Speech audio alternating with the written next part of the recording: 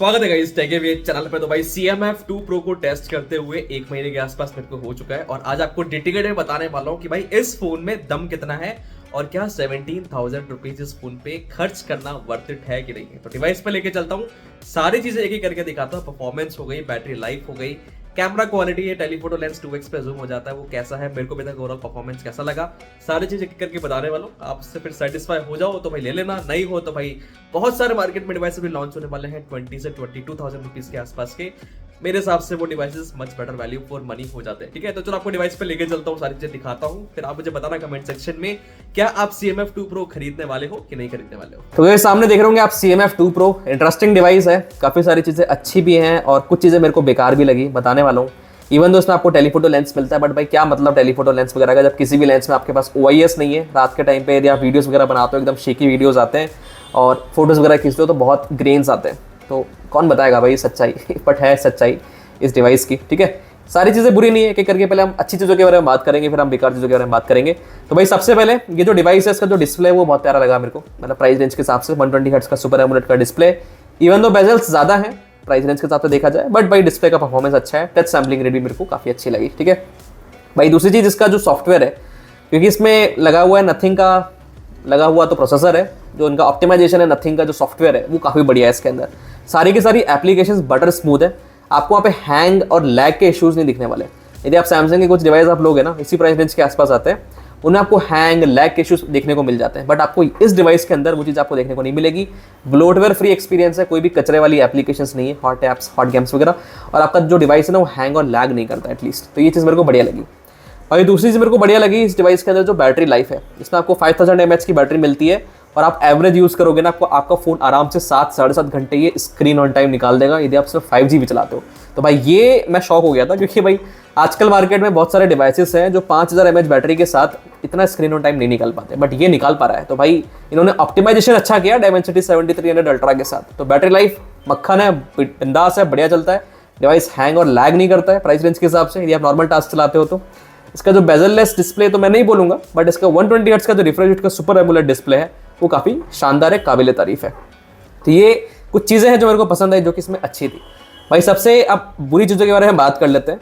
तो भाई सबसे पहले इसमें जो स्पीकर है ना, सिंगल स्पीकर है, यहाँ पे मोनो स्पीकर है, स्टीरियो स्पीकर इसमें नहीं है और आवाज़ फटती है यार, मज़ा ही नहीं आता। यदि मैं वाईफाई चालू करता हूँ आप लोगों के सामने यहाँ पे, और कोई भी आपके लिए कोई भी मैं सॉन्ग्स यहाँ पे बजा देता हूँ, जैसे यहाँ पे हम NCS टाइप करते हैं, तो भाई स्पीकर ना मेरे को बिल्कुल ही पसंद नहीं आए। इवन दो मैंने काफ़ी सारे डिवाइसेस अभी देखे हैं जो अंडर 20,000 रुपीज़ वाले हैं, बट उनमें स्टीरियो स्पीकर्स आते हैं और 60-40 का बैलेंस रहता है, बट भाई यहाँ पे वो बात नहीं है, महंगाई बढ़ती जा रही है, चुभती है भाई कानों में आवाज़। इसकी आवाज़ मैं फुल कर देता हूँ, फुल आवाज़ है 150 पे।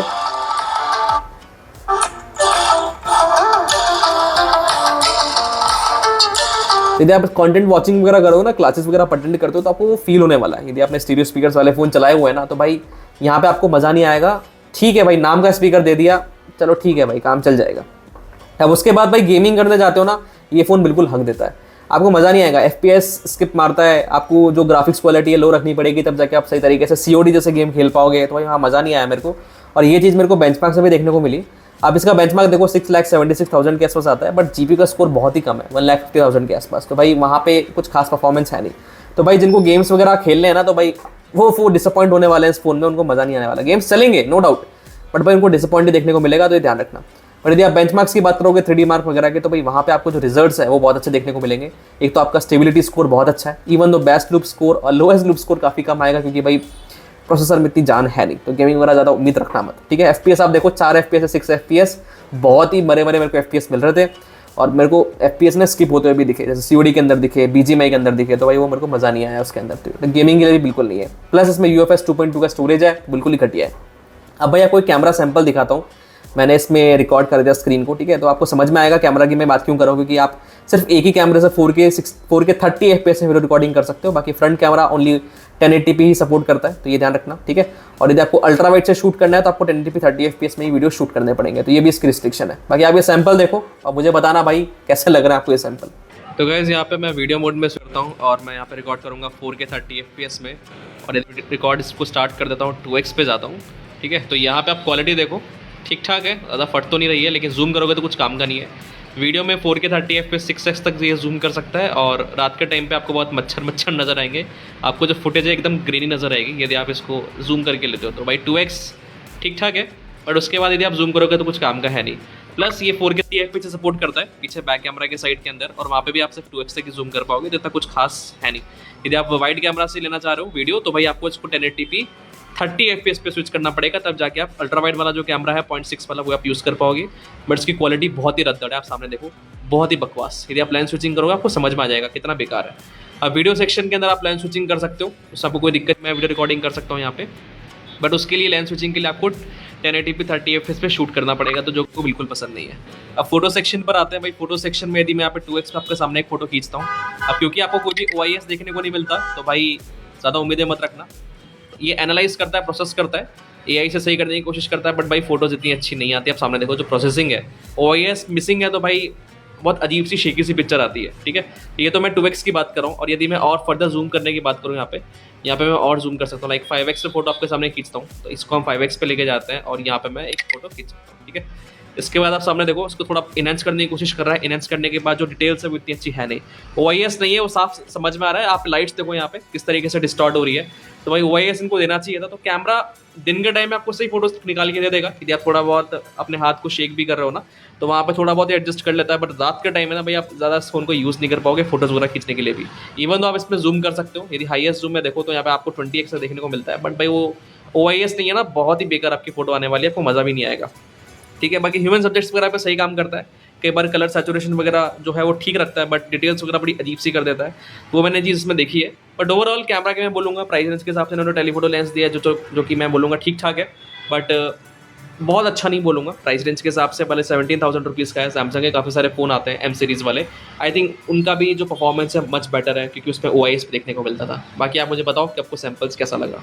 तो गाइस आपने इसका एक वीडियो सैंपल देख लिया होगा, जो मैंने आपको सारी चीज़ें बताई हैं। तो मैं इसके कैमरे से ज़्यादा इंप्रेस नहीं हूँ। दिन के टाइम में फोटोज़ वगैरह सही आ जाती हैं, यदि आप थोड़ा बहुत शेक भी करोगे तो थोड़ा बहुत ही ऑप्टिमाइज़ कर देता है, बट भाई रात के टाइम के हिसाब से ये बिल्कुल भी सही नहीं है, तो आपको बिल्कुल भी मज़ा नहीं आने वाला कैमरे के अंदर। तो ये आप ध्यान रखना। तो यदि आप कैमरे से ज़्यादा उम्मीदें लगा के बैठे हो, यदि मार्केटिंग टेलीफोटो लेंस वगैरह है, तो भाई इतना अच्छा है नहीं, काम चल जाएगा बट भाई बिल्कुल अच्छा नहीं। और वाइड एंगल तो बिल बहुत ही टट्टी है, बहुत ही टट्टी है, मतलब मेरे को बिल्कुल ही मज़ा नहीं आया चलाने में कि भाई क्या है। ठीक है चलो, प्राइमरी कैमरा है 50 मेगापिक्सल वाला, वो सही काम करता है, बट वाइड एंगल बकवास है। टेलीफोटो लेंस में भी कुछ OIS नहीं है, तो भाई वीडियोज़ वगैरह में कुछ शूट खास कर भी नहीं सकता उससे, तो भाई ठीक है, इट्स फाइन।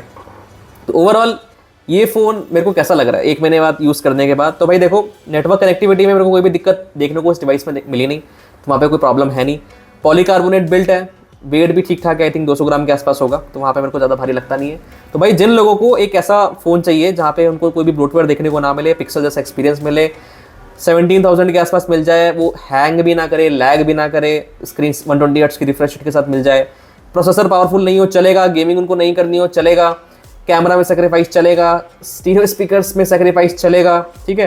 तो ये सारी चीज़ें यदि प्रायोरिटी है, मतलब मैं बोलूँगा प्रायोरिटी तो किसकी होगी, इतना सेक्रीफाइस आपको करने पड़ रहा है, तो भाई देख लेना आप। यदि आप ये सेक्रीफाइस कर सकते हो तो ये डिवाइस बढ़िया है, क्योंकि डिवाइस में बैटरी लाइफ मेरे को अच्छी देखने को मिली, हीटिंग मैनेजमेंट बहुत बढ़िया देखने को मिला, प्रोसेसर स्टेबल है तो वो बहुत बढ़िया देखने को मिला, तो बैटरी अच्छी चलती है, डिस्प्ले अच्छा है और लैग फ्री एक्सपीरियंस आपको देखने को मिलता है। तो एक नॉर्मल यूज़र जो एक करता है ना, वो सारी चीज़ें आपके बढ़िया कर देगा ये फ़ोन, बट ज़्यादा गेमिंग, एक्सट्रीम टास्क, ये सारी चीज़ें मत करना, इस फ़ोन की बैंड बच जाती है, तो ये आपको पता होना चाहिए, ठीक है।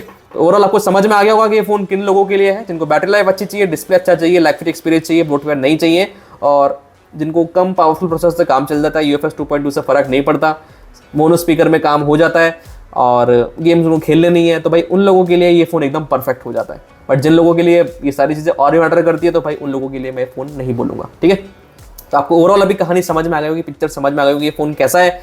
और बग्स वगैरह मेरे को देखने को मिले नहीं। सॉफ्टवेयर अपडेट इसमें आया था, पिछले महीने के आसपास आया था, जो कि बहुत ही बढ़िया, बहुत बड़ा अपडेट आया था, बट उसके बाद उन्होंने काफ़ी सारी चीज़ें फिक्स भी करी है। बट हाँ, अभी भी काफ़ी सारी चीज़ें जिनमें इनको काम करना ज़रूरी है। जैसे यहाँ पे आप देखो, ये जो प्रीवियस जितनी भी एप्लीकेशन पीछे चल रही है ना, आप इसको होल्ड करके रखो, फिर आप इसको इस तरीके से कर सकते हो, या फिर क्लियर ऑल का जो बटन है यहाँ पे नीचे देना चाहिए, इसको स्क्रीनशॉट का बटन यहाँ पे दिया है। भाई मेरे को थोड़ा अजीब सा लगा, बट ये प्रेफरेंस होती है, सबकी अलग अलग होती है। बट हाँ, कुछ चीज़ें हैं जो अभी इनको फिक्स करना बाकी है। और स्टीरियो स्पीकर्स दे देते तो एटलीस्ट बढ़िया रहता यार। मोनो स्पीकर बहुत ही घटिया लगे मेरे को मज़ा नहीं आया, ठीक है। बाकी आप मुझे कमेंट सेक्शन में बताना कि आपको ये डिवाइस कैसा लग रहा है, कि आप इसको खरीदना चाहते हो कि नहीं खरीदना चाहते हो, ठीक है। और यदि आपको ये वीडियो अच्छा लगा तो वीडियो को लाइक कर देना, सब्सक्राइब कर देना चैनल को, और यदि कोई डाउट तो कमेंट सेक्शन में मेरे से पूछ लेना। तो गाइस, इस वीडियो में इतना ही। मैं आपसे मिलता हूँ नेक्स्ट वीडियो में कुछ नया लेके। अभी लड़ा, बाय बाय, सी यू।